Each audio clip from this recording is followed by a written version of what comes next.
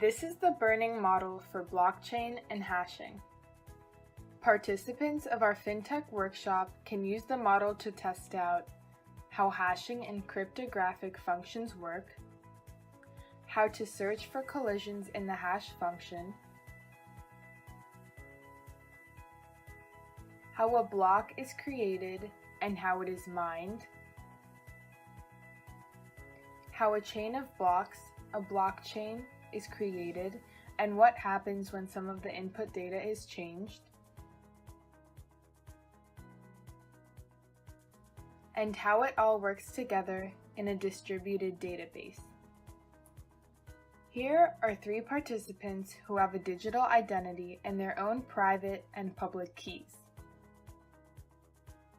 Each one has some crypto assets, and they use them to execute transactions. These are entered in the blocks and digitally signed. They each have their own copy of all the blocks. If some information is changed, for example, the digital signature, it is immediately obvious where the error occurred in the network. The Bearning FinTech workshop provides information to participants about FinTech applications and products, and through the model explains how the blockchain works and how it can be used.